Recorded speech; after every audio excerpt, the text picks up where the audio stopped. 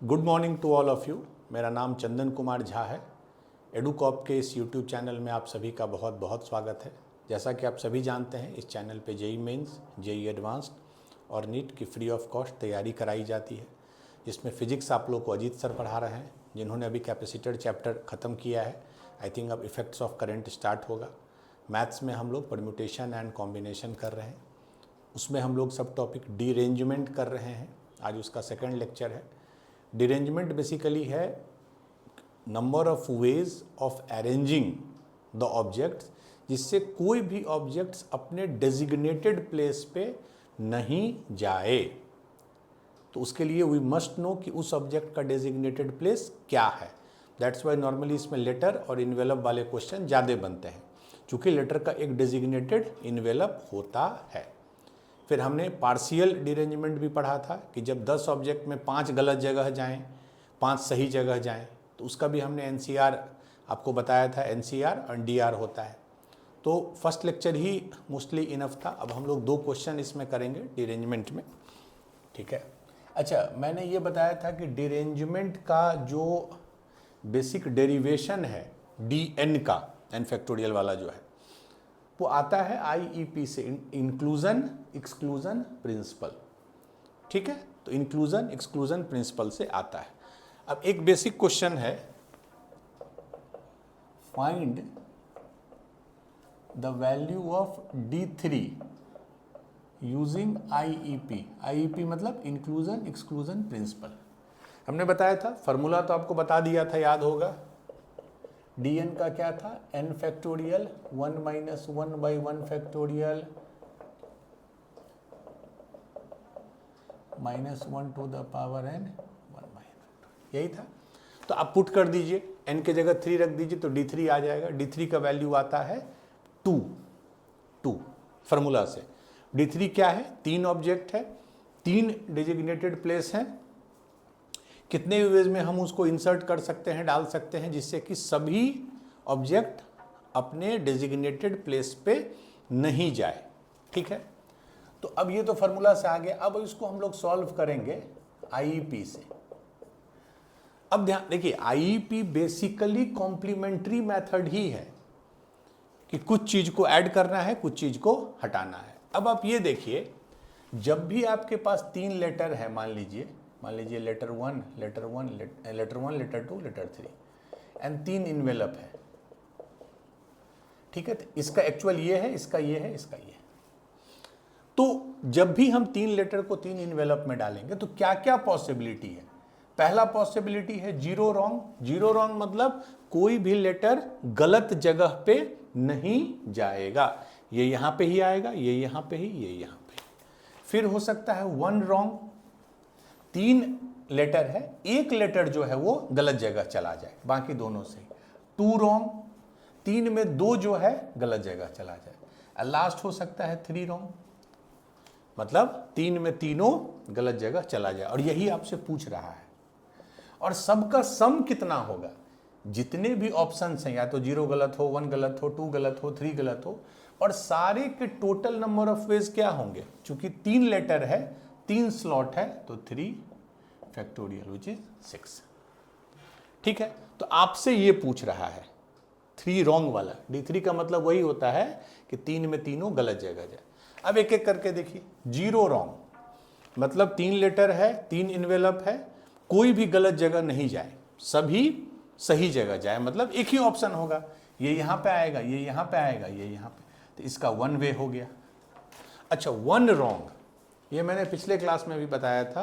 1 wrong कभी नहीं हो सकता है, क्योंकि अगर मान लीजिए 1 रॉन्ग है, L1 जो है वो चला गया E2 में, तो अब दिक्कत क्या होगी कि E2 का जो कॉरस्पॉन्डिंग था L2, उसको भी कहीं और जाना होगा ना, क्योंकि E2 तो भर गया है, E2 अब फिल हो गया है। तो इसका मतलब L1 अगर E2 में चला गया या L1 E3 में चला गया मान लीजिए, तो फिर L3 को कहीं और जाना होगा। तो इफेक्टिवली 2 रॉन्ग हो जाएंगे। L1, जैसे इस केस में अगर L1 यहाँ चला गया तो L2 को कहीं और जाना होगा, तो 2 रॉन्ग हो गए। L1 भी गलत जगह गया, L2 भी गलत जगह गया। तो 1 रॉन्ग पिछले क्लास में मैंने बताया था, अभी फिर बताया हूँ, 1 रॉन्ग पॉसिबल नहीं हो सकता है, ठीक है। अब आ जाइए नेक्स्ट, 2 रॉन्ग। ये थोड़ा समझिए अच्छे से। फिर से मैं इसको बना दूं, E1 E2 E3, to wrong, मतलब कि तीन लेटर में कोई 2 लेटर गलत जगह चला जाए। जैसे मान लीजिए L1 यहां चला गया, L1 का एक्चुअल ये था तो यहां चला गया, और L2 यहां चला गया। तो अगर 2 रॉन्ग हो गया तो कोई एक तो राइट होगा, 2 रॉन्ग हो गया तो कोई एक राइट होगा। तो मान लीजिए एक केस में, इस केस में L3 राइट हो गया, एक केस होगा उसमें L2 राइट होगा, बाकी दोनों रॉन्ग होंगे। एक केस होगा L1 राइट होगा, बाकी दोनों रॉन्ग होंगे। क्योंकि 2 रॉन्ग लेना है तो 2 रॉन्ग मतलब एक राइट, तो एक राइट या तो L1 होगा या L2 होगा या L3, तो टोटल 3 वेज होंगे। प्लस 3 रॉन्ग, यही हमसे पूछ रहा है, दिस इज D3, टोटल है 6। तो देख लीजिए 3 + 1 4, 4 + D3 is 6, तो D3 is 6 - 4 which is 2। D3 is 6 - 4 is equal to 2, तो D3 का वैल्यू आ गया 2, और ये इससे भी, फॉर्मूला से भी 2 ही आएगा।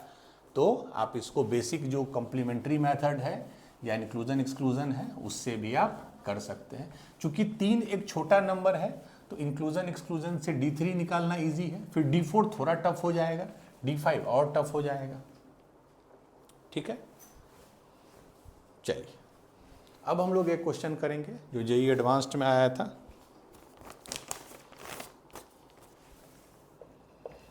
यह आया है जेईई एडवांस 2014।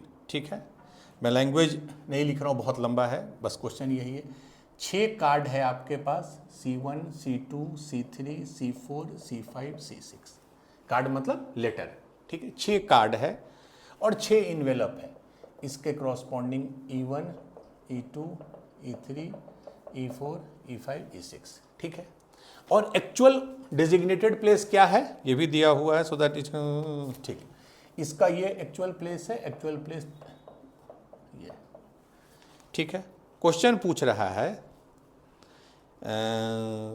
ये, हाँ ठीक है। क्वेश्चन है कि कार्ड नंबर 1, मतलब card number 1 C1 is always, यही बस एक कंडीशन है, is always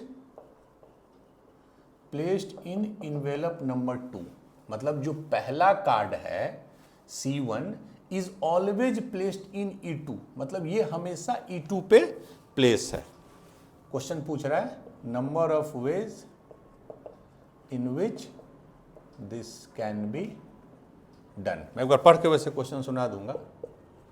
264 265 53 and last 67, 6 cards and 6 envelopes are, ठीक है, numbered 1 2 3 4 5 6 and cards to be placed in the envelope so that each envelope contain exactly 1 card। ठीक है, एक envelope में एक ही कार्ड आएगा, and no card is placed in the envelope bearing the same number। माने कोई भी कार्ड, ये डिरेंजमेंट का क्वेश्चन है, कोई भी कार्ड अपने वाले नंबर में नहीं जा सकता है। मतलब C1 E1 में नहीं जाएगा, C2 E2 में नहीं, C3 E3 में नहीं, C4 E4 में नहीं, C5 E5 में नहीं, C6 E6 में नहीं। मतलब ये बेसिकली रीअरेंजमेंट का क्वेश्चन है, बट इसमें एक्स्ट्रा एक कंडीशन दे दिया है जिससे क्वेश्चन ये एडवांस्ड का हो गया कि C1 is always placed in E2, मतलब C1 जो है वो हमेशा, देखिए अपने में नहीं जा रहा था E1 में, C1 E1 में नहीं जाता तो उसके पास बहुत ऑप्शन थे, E2 E3 E4 E5 E6, नहीं, इसने बोला नहीं, सिर्फ ये E2 में ही जा रहा है। अब बताइए, तो थोड़ा आप सोचिए। ठीक है, इसमें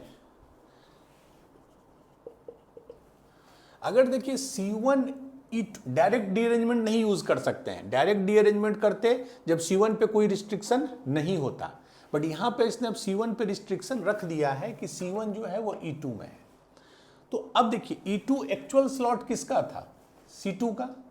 तो अब C2 के पास क्या ऑप्शन है, C2 E2 के पास तो नहीं जाएगा, वो तो क्वेश्चन में दिया ही हुआ है कि अपने स्लॉट पे नहीं जाएगा, बट वो कहीं भी जा सकता है C2, E1 E3 E4 E5 E6। E1 में जाने से, इसमें हम एक केस ले लेते हैं, पहला केस C2 जो है वो E1 में चला गया। अब बोलिएगा सर ये केस क्यों लिए? देखिए C1 अगर E2 में चला जाए और C2 अगर E1 में चला जाए तो ये दोनों तो अब सेट हो गया ना, ये दोनों तो फिक्स्ड हो गया, C1 E2 में और C2 E1 में। C1 E2 में, चूंकि ये तो करना ही है, और C2 को हमने E1 में कर दिया, उससे ये ब्लॉक फिक्स हो गया। अब क्या बचा? 4 कार्ड, 4 इन्वेलप, और सभी अपने रिक्वायर्ड जगह नहीं जा सकता है। तो बेसिकली ये जो केस हो गया ये तो आपका D4 हो गया।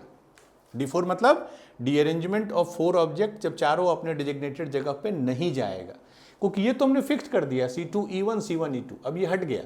अब 4 ऑब्जेक्ट, 4 डेजिग्नेटेड प्लेस और सभी अपने डेजिग्नेटेड प्लेस पे नहीं जाएगा, तो इसका मतलब ये D4 हो गया, विच इज 9। तो इसलिए हम C2 को E1 कर दिए, उससे हमारा ये पोर्शन हट गया। ठीक है, अब आ जाइए सेकंड केस कि C2 जो है वो E1 के पास नहीं जा रहा है। ठीक है, मैं फिर से पिक्चर बना देता हूं। पहला लिया कि हमने C2 E1 के पास जा रहा है, अब बोल रहे हैं नहीं, C2 जो है वो E1 के पास नहीं जा रहा है। तो अब आप ध्यान से देखिए, है बहुत सिंपल। C2 इसको तो हटा ही देते हैं हम, क्योंकि ये तो फिक्स्ड है ना, C1 E2 के पास जाएगा, उसको हटा दीजिए। C2 E1 के पास नहीं जाएगा, this is our case. C3 E3 के पास नहीं जाएगा, ये केस है। C4 E4 के पास नहीं जाएगा, C5 E5 के पास नहीं, और C6 E6 के पास नहीं। ठीक है, भले ही यहां पे 2 हो और यहां पे 1 हो, इट डजेंट मेक डिफरेंस। इसका मतलब ये प्योर डिरेंजमेंट है, जहां पांचों ऑब्जेक्ट अपने एक किसी डेजिग्नेटेड प्लेस पे नहीं जा रहा है। यही इसमें समझना है। इस केस में C2 E1 के पास नहीं जा रहा है, तो बेसिकली कह सकते हैं हम C2 किसी खास एक डेजिग्नेटेड प्लेस की जगह नहीं जा रहा है। C3 किसी एक खास डेजिग्नेटेड प्लेस के पास नहीं जा रहा है। C4 किसी खास डेजिग्नेटेड प्लेस के पास नहीं जा रहा है। C5 किसी खास डेजिग्नेटेड प्लेस के पास नहीं जा रहा है, और C6 किसी खास डेजिग्नेटेड प्लेस के पास नहीं जा रहा है। तो इफेक्टिवली ये क्या हुआ? 5 ऑब्जेक्ट, 5 डेजिग्नेटेड प्लेस, और कोई भी ऑब्जेक्ट अपने डेजिग्नेटेड प्लेस के पास नहीं जा रहा है। So this is nothing but D5। ठीक है, भले वहां E1 है, नो प्रॉब्लम, कोई तो एक फिक्स्ड जगह है जहां वो नहीं जा सकता है। This is what is derangement. तो इफेक्टिवली ये D5 हो गया। तो इस केस में it will be D5 which is 44। तो टोटल या तो ये केस होगा या ये केस, तो 44 + 9 53। तो option c will be the right answer. बहुत सिंपल क्वेश्चन था, बट ये थॉट जनरेट करना इज इंपॉर्टेंट, और ये उसी समय आएगा जब आप ज़्यादा से ज़्यादा क्वेश्चन सॉल्व कीजिएगा। तो डिरेंजमेंट में इतना ही था। ठीक है, जो मैंने आपको बता दिया conceptually JEE mains JEE advanced के लिए काफ़ी है। हाँ, काफ़ी है कंसेप्चुअली, बाकी द मोर यू प्रैक्टिस, ऐसा नहीं है कि क्वेश्चंस इससे आएंगे, that I can not claim, ठीक है, एवर, बट हाँ कंसेप्ट यही रहेगा। और मैंने आपको पार्शियल डिरेंजमेंट भी बताया है, that is also very very important. तो डिरेंजमेंट में इतना ही है। एक छोटा सा टॉपिक है जो जेईई मेंस जेईई एडवांस्ड में नॉर्मली नहीं है सिलेबस में या नहीं पढ़ाया जाता है, बट हम लोग 10 मिनट उस पर डिस्कस कर लेंगे। ठीक है, पिजन होल, ये डायरेक्टली आपके सिलेबस में नहीं है। ठीक है, पिजन होल प्रिंसिपल, ये ओलंपियाड में इससे बहुत क्वेश्चन बनते हैं। ठीक है, PHP पिजन होल प्रिंसिपल। ठीक है, पिजन जो आप समझ रहे हैं वो वही है, बर्ड से है, उसी से रिलेटेड है। इनफैक्ट ये थ्योरम आया भी, बैकग्राउंड वही है, वो बर्ड से ही। बहुत ऑब्वियस और बहुत सिंपल थ्योरम है। ठीक है, इसमें कुछ भी ऐसा थ्योरम में क्वेश्चंस बहुत डिफिकल्ट क्रिएट हो सकते हैं। इसमें इसका बोलना है कि अगर आपके पास मान लीजिए, ठीक है, n बॉक्स है, ठीक है, suppose you have n box, ठीक है, n डब्बा है, n खाली स्लॉट है, n जगह है, एंड आपके पास मोर देन n ऑब्जेक्ट है, अब देखिएगा, जब सुनिएगा तब बोलिएगा सर ये तो सब कोई समझ सकता है। मतलब अगर आपके पास 10 बॉक्स हैं, 10 बॉक्स हैं, बट ऑब्जेक्ट 10 से ज़्यादा हैं, जैसे 15, 20, 11, 27 कुछ भी हो सकता है, देन स्टेटमेंट है there will be at least one box which will have more than one object। बस यही है। बट हाँ, क्वेश्चन इस पर बहुत टफ क्रिएट होते हैं। मतलब कि अगर आपके पास 10 बॉक्स हैं और 12 बॉल है, 12 ऑब्जेक्ट है और बॉक्स 10 ही है, तो आप किसी तरह अगर सब में बॉल या ऑब्जेक्ट डालिएगा, क्योंकि मान लीजिए 12 आपके पास ऑब्जेक्ट हैं और 10 बॉक्स हैं, तो 10 तो 10 भर जाएगा। बट कुछ भी आप कर लीजिए, कोई एक बॉक्स जरूर आपको ऐसा मिलेगा जिसमें मोर देन वन ऑब्जेक्ट है। वो नेचुरल है, क्यों? क्योंकि ऑब्जेक्ट बॉक्स से ज्यादा है। ठीक है, ऑब्जेक्ट जो है बॉक्स से ज्यादा है, तो कोई ना कोई, जैसे कि मान लीजिए इसमें किसी एक में 3 मिल गया, किसी एक में 4 ऑब्जेक्ट मिल गया, तो इसका सिंपल सा स्टेटमेंट है there will be at least one box, कम से कम एक बॉक्स जरूर होगा जिसमें एक ऑब्जेक्ट से ज़्यादा होंगे। This is pigeon hole principle. इसके बहुत सारे ये हैं, मतलब pigeon hole principle 1, pigeon hole principle 2, बहुत डेप्थ में मुझे नहीं जाना है, ठीक है, बट मुझे ये जस्ट बताना था कि इस तरह का एक कंसेप्ट होता है। एक क्वेश्चन हम लोग इस पे बनाएंगे टू सी कि ये क्वेश्चन इस कंसेप्ट को कैसे यूज किया जाता है। चलिए,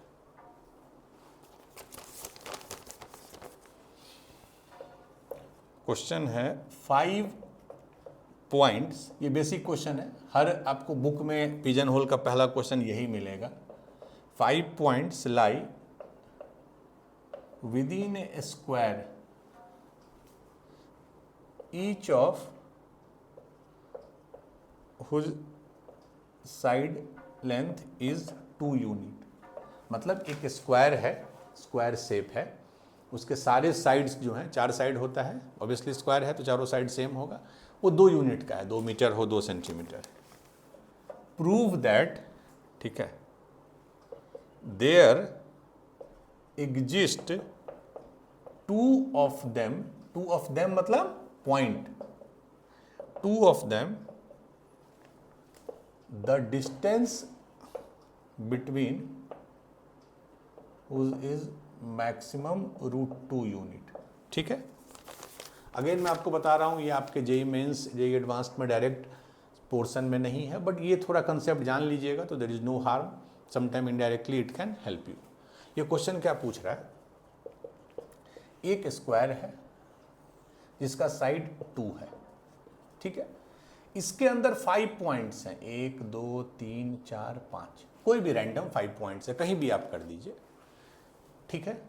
prove that there exist 2 of them, मतलब कि इस 5 पॉइंट में कोई 2 पॉइंट जरूर ऐसा एग्जिस्ट करेगा such that distance between them, माने जहां इन दोनों की दूरी, जहां इन दोनों का डिस्टेंस मैक्सिमम √2 हो।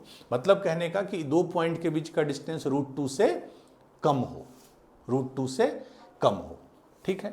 तो अब है 5 पॉइंट, अगर हम सेम स्क्वायर को स्प्लिट कर दें बीच से एकदम, तो वो 2 था तो ये 1 हो जाएगा, ये भी 1, ये भी 1, सारा 1 हो जाएगा, ये भी 1, ये भी 1, ये भी 1, जितना भी देख रहे हैं सब 1 हो जाएगा। हमने बीच से कट कर दिया।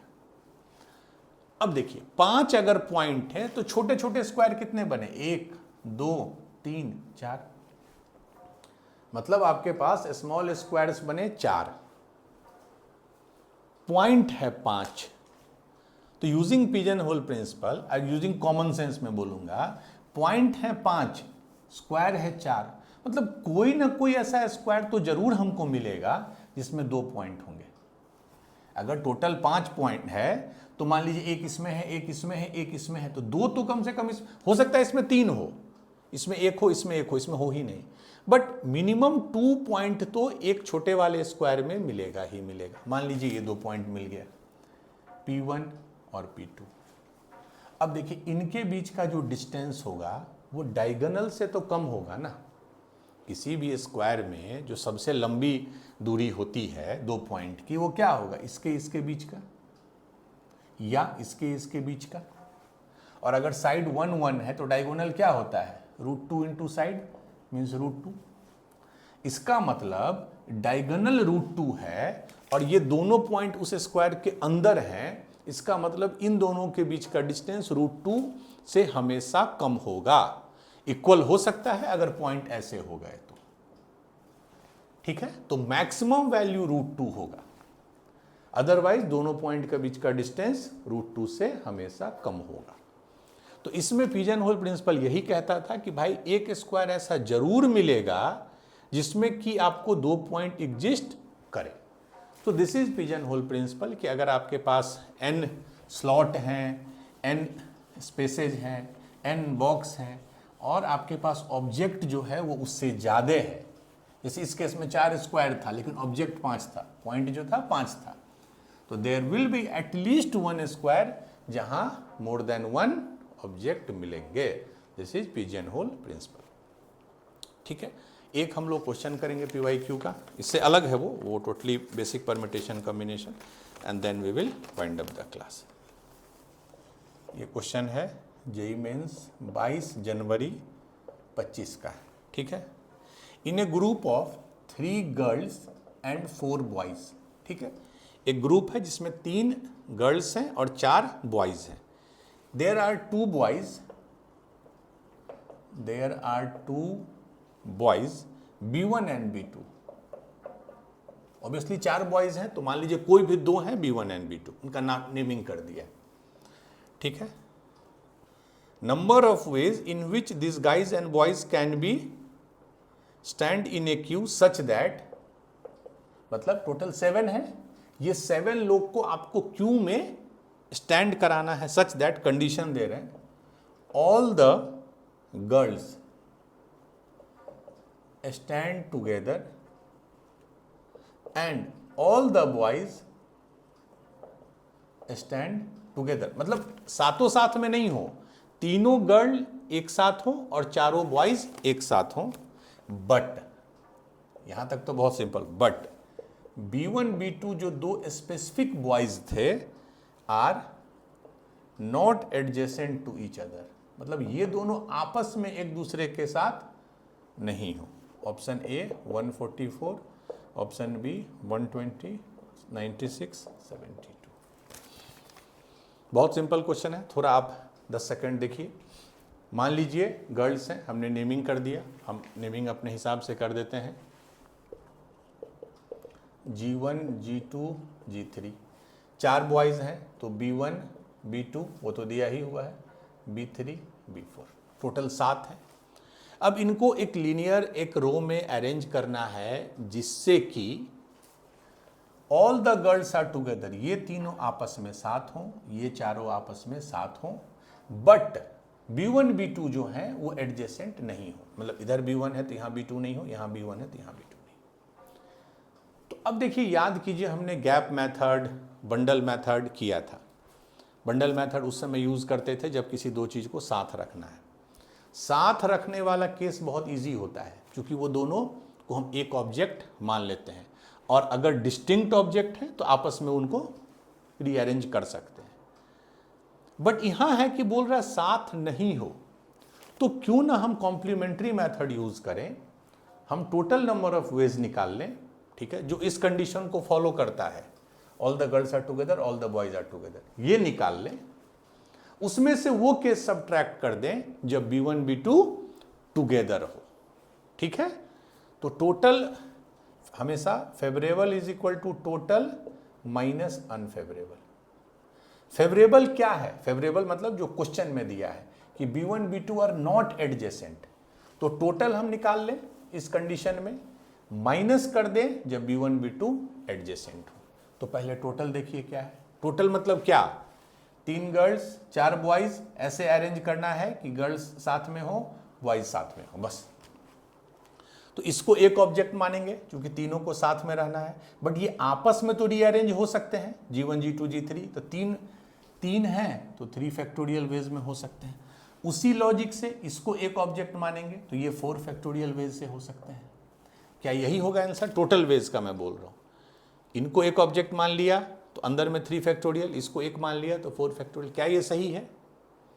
This will be multiplied by 2, क्योंकि एक बार बॉयज इधर आएंगे, गर्ल्स उधर, एक बार गर्ल्स इधर, बॉयज इधर। ये ग्रुप भी तो आपस में दो बार दो तरह से अरेंज हो सकता है। ठीक है, माइनस। अब आ जाइए अनफेवरेबल। अनफेवरेबल मतलब अब हमको है कि B1 B2 को एक साथ लेना है।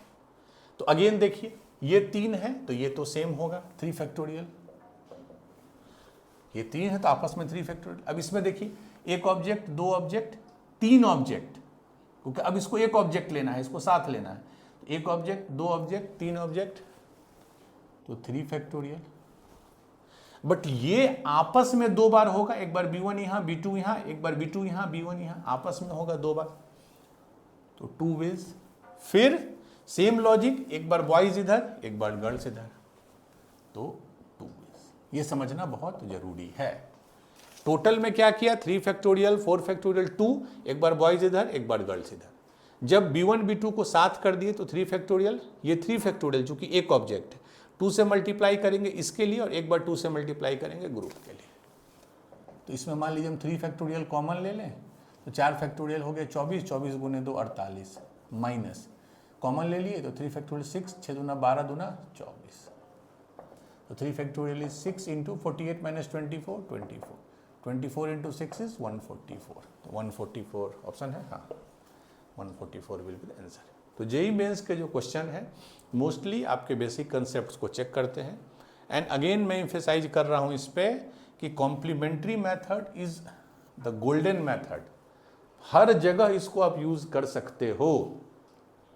जो पूछ रहा है वो निकालना टफ है तो उल्टा कर दो, जो नहीं पूछ रहा है आई मीन जो अनफेवरेबल वेज है वो निकालना इजी है तो वो निकाल लो, एंड टोटल पॉसिबल वेज में वो सब्ट्रैक्ट कर दो।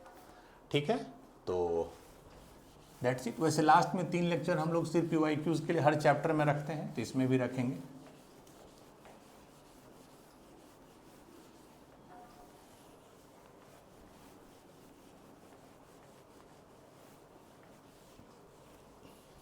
चलिए, तो आज के क्लास के लिए इतना ही है। अब हम लोग जो PNC में पढ़ेंगे वो उसके कुछ कुछ एप्लीकेशंस पढ़ेंगे, जो कैसे PNC को यूज़ करके हम number of factors, number of divisors और बाकी चीज़ें निकालते हैं। That we will do in the next class. तो आज के लिए इतना ही है। Do more and more question, more and more practice. All the best, thank you.